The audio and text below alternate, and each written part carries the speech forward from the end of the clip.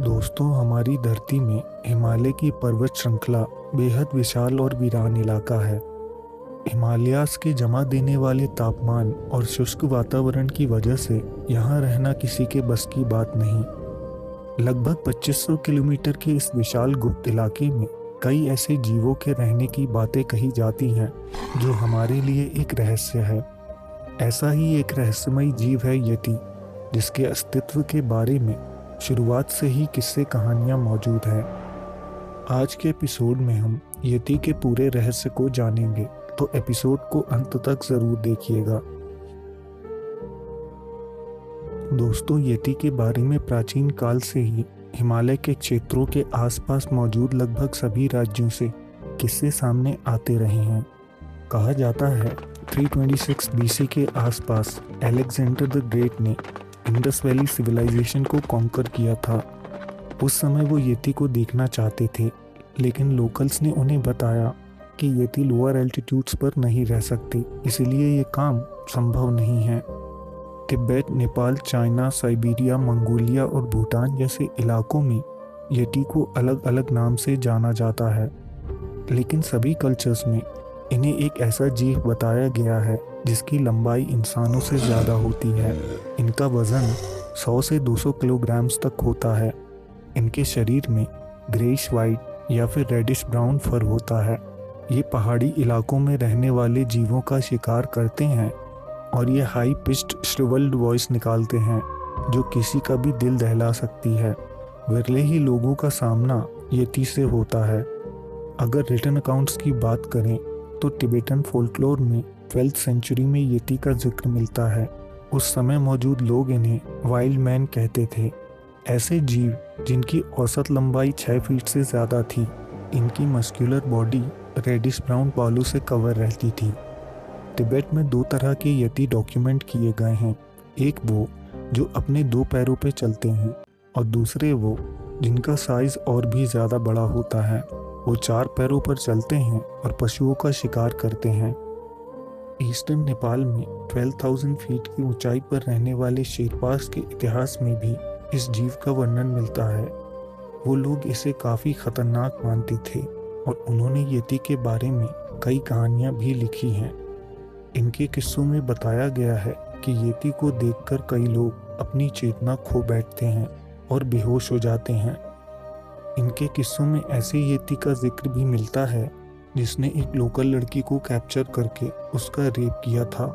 इसके बाद उस लड़की की तबीयत खराब होती गई और अंत में उसकी मौत हो गई। बुद्धिस्ट टेम्पल्स में भी यति की आकृति देखी जा सकती है। तिब्बतन बुद्धिज्म में इन्हें अच्छा और बुरा दोनों बताया गया है। हिमालयास का एक मशहूर किस्सा है जहां एक योगी ने एक घायल यति की देखभाल करके उसे ठीक किया था। बदले में यति ने उसे एक टाइगर की लाश दी। उस योगी ने उसकी खाल उतारकर मोनेस्ट्री में लगा दी थी।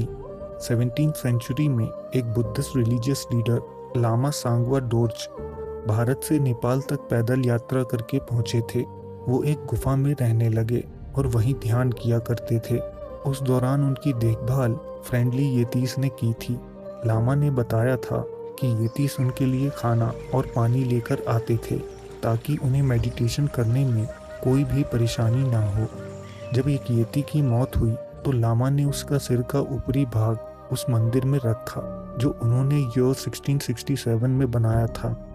ये उस मंदिर में एक रेलिक की तरह इस्तेमाल किया जाता था और वहाँ रह रहे मंक्स इसकी मदद से कुछ अनुष्ठान भी करते थे। इसके बाद एक यति का हाथ भी इस रेलिक के साथ रख दिया गया। सैकड़ों साल तक मंक्स ने किसी को भी ये रेलिक्स मंदिर से बाहर ले जाने की अनुमति नहीं दी थी। यो 1832 में ब्रिटिश नेचुरलिस्ट ब्रायन एच हॉटसन ने नेपाल के मैमल्स के बारे में लिखा था।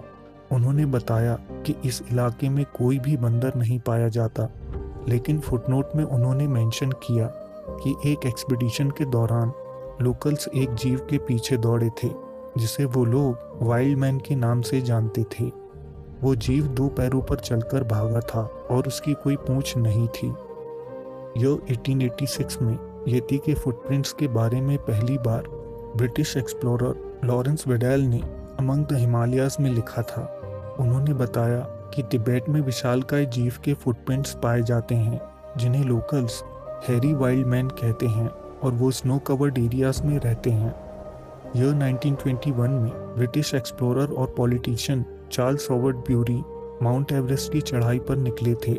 चार्ल्स और उनके साथ 5 लोगों ने स्नो में विशालकाय फुटप्रिंट्स देखे जिसके बारे में वो कोई अंदाज़ा नहीं लगा पाए। उनके साथ ट्रैवल कर रहे लोकल्स ने बताया कि ये वाइल्ड मैन के पैरों के निशान हैं। इस घटना के बाद से यति के किस्से प्रेस में आने लगे और यति को द अबोमिनेबल स्नोमैन का टाइटल भी मिला। अब कई एक्सप्लोरर्स यति की खोज में इन बर्फीले इलाकों में जाने लगे। यह 1951 में एरिक शिप्टन अपनी टीम के साथ माउंट एवरेस्ट के एक्सपीडिशन पर निकले। तभी उन्हें विशाल फुटप्रिंट्स नजर आए। ये यति के फुटप्रिंट्स की सबसे साफ तस्वीर है जिसे एरिक शिप्टन ने कैप्चर किया था। यति की साइटिंग्स के किस्से शुरुआत से होते रहे हैं जब लोगों ने यति से सामना होने की बातें कही हैं, लेकिन एक किस्सा इंडियन स्पिरिचुअल गुरु श्री एम का भी है जिसे उन्होंने अपनी book apprentice to an Himalayan master में लिखा है। श्री एम आध्यात्मिक ज्ञान की खोज में सदर्न इंडिया को छोड़कर हिमालयस गए थे, जहां उन्होंने अपने गुरु के साथ समय बिताते हुए आध्यात्म की ऊंचाइयों को छुआ था। एक बार वो अपने गुरु के साथ कैलाश यात्रा पर निकले। ये लोग अक्सर पैदल सफर करते थे और रास्ते में जहां अंधेरा हो जाए वहीं कैंप लगाकर रुक जाते थे। रास्ते में ठंड की वजह से श्री एम को काफ़ी तेज बुखार हो गया। उनके गुरु ने रात वहीं रुकने का फैसला किया। श्री एम कैंप के अंदर लेटे हुए थे और रात के समय अचानक उनके टेंट डोर पर उनकी नज़र पड़ी। वहाँ एक विशालकाय जीव खड़ा था जिसके शरीर में क्रीमी ब्राउनिश कलर के बाल थे। वो श्री एम के पास आया और उनके मुंह के अंदर एक मीठा और सॉफ्ट पदार्थ डाल दिया जैसे कोई मेल्टेड च्युइंगम हो और भागते हुए वहां से चला गया। श्री एम सुबह तक एकदम ठीक हो गए। उन्होंने जब अपने गुरु से इस जीव के बारे में पूछा तो उन्होंने बताया कि ये यति हैं, जीवन की एक ऐसी कड़ी जो विकास क्रम के लंबे सफर में कहीं बीच में छूट गई। ये लोग सोसाइटी बनाकर नहीं रहते और इनकी संख्या काफ़ी कम बची है, लेकिन बहुत सी गतिविधियों में इनका दिमाग इंसानों से तेज होता है। ये लोग हिमालयस की जड़ी बूटियों का अच्छी तरह इस्तेमाल भी कर लेते हैं। दोस्तों, इंडियन आर्मी ने भी यति के फुटप्रिंट्स देखने का दावा किया है और समय समय पर लोगों को यति के अस्तित्व का एहसास होता रहा है, लेकिन कुछ लोग इसके अस्तित्व को नकार देते हैं। इसी वजह से ये आज तक एक रहस्य बना हुआ है। यति के बारे में आपकी क्या राय है, कमेंट में ज़रूर लिखें और वीडियो को लाइक करके हमें सपोर्ट ज़रूर करें। अगर आप चाहें तो हमारे चैनल को सब्सक्राइब भी कर सकते हैं। हम जल्द आपसे एक नए एपिसोड के साथ मिलेंगे। धन्यवाद।